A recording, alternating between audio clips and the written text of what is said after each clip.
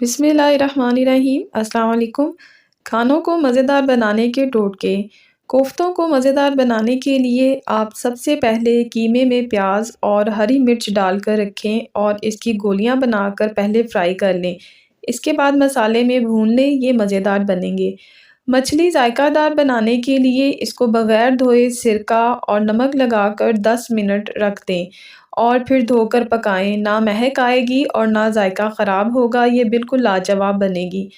پلاؤ مزیدار بنانے کے لیے اس میں جب آپ چاولوں میں دم دینے کے لیے رکھتی ہیں تو ایک کپڑے کی پوٹلی بنائیں، اس میں سونف، کالی مرچ اور لیموں کٹا ہوا رکھ دیں اور اس پوٹلی کو باندھ کر چاولوں میں ڈال دیں۔ یوں پلاؤ کی خوشبو لاجواب آئے گی اور آپ کو کھانے میں مزہ بھی آئے گا۔ کھیر بنانے کے لیے لیکوڈ دودھ کے ساتھ ساتھ 2 کپ خشک پاؤڈر والا دودھ شامل کر کے اچھی طرح گھوٹ لیں، یہ مکھن جیسی لاجواب بنے گی۔ گلاب جامن گھر میں بنانے کے لیے آپ میدا، ڈبل روٹی کا چوڑا، مکھن، گھی اور سوجی 1 کپ بھنی ہوئی اچھی طرح مکس کر کے دودھ ڈال کر رکھ دیں اور پھر اس کی گول بولز بنا کر فرائی کریں، یہ بہترین بنے گی۔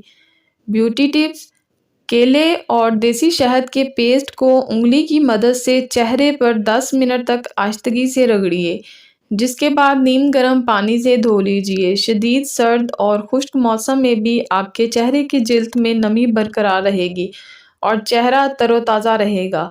اسے دن میں صرف 1 بار استعمال کرنا کافی رہتا ہے۔ اگر آپ دن بھر کے تناؤ کے بعد اپنے دماغ کو سکون دینے کے خواہاں ہیں تو سفرے جل کا پھل ایک بہترین انتخاب ہو سکتا ہے۔ یہی وجہ ہے یہ یوگیوں کا پسندیدہ غذا ہے۔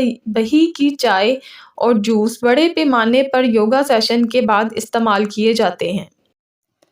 بالوں کی خشکی، سر درد، بدبودار سانس یا پیلے دانت، ہم ان جیسے کئی مسائل کا شکار رہتے ہیں اور کئی مرتبہ علاج اور مہنگی ادویات کارگر ثابت نہیں ہوتی۔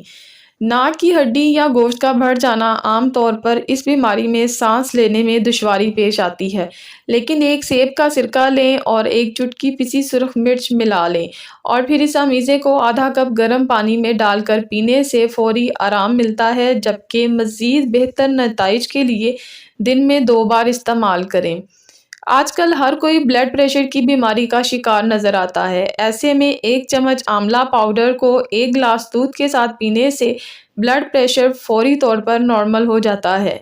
دمے کی بیماری کے لیے 1 چمچ شہد کو 1 چمچ دار چینی کے پاؤڈر کے ساتھ ملا کر رات کو سونے سے قبل استعمال کریں۔ کافور کو ناریل کے تیل کے ساتھ ملا کر سونے سے قبل بالوں پر لگا لیں، آپ کو جلد بالوں کے گرنے سے نجات مل جائے گی۔ قبل از وقت سفید ہوتے ہوئے بالوں کے لیے خشک آملہ کو کوٹ کر ناریل کے تیل میں اچھی طرح پکا لیں، یہاں تک کہ آملہ مٹی کی طرح ہو جائے۔ پھر اس امیزے کو روزانہ سونے سے قبل بالوں میں لگائیں۔ اورنج جوس کو گلیسرین کے ساتھ ملا کر چہرے پر لگانے سے ایک طرف تو سیاہ داغ ختم ہو جاتے ہیں بلکہ رنگ بھی صاف ہو جاتا ہے۔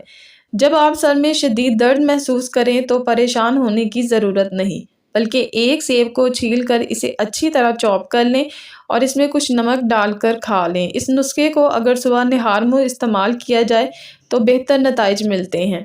تلسی کے 3 عدد پتوں کو پانی میں ابال لیں اور کچھ دیر کے لیے ہلکی آنچ پر پکنے دیں۔ اس جوس سے غرارے کریں، آپ کو گلے کی تکلیف میں فوری آرام ملے گا۔ پیٹ میں گیس کے لیے 1/4 چمچ کھانے کا سوڈا کو 1 گلاس پانی میں ڈال کر پی لیں، آپ جلد ہی آرام محسوس کریں گے۔ منہ میں چھالوں کا نکلنا یا پھر السر کا ہونا تکلیف دہ بیماری ہے، لیکن ایک کیلے اور شہد کا پیسٹ بنا کر متاثرہ حصوں پر لگا دیں، فوری آرام ملے گا۔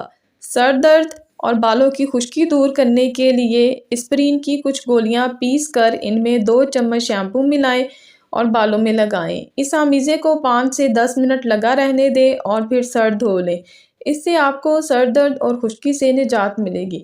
اسپرین میں دراصل سیلیسیلک ایسڈ ہوتا ہے جو ڈینڈرف ختم کرنے کا کام کرتا ہے۔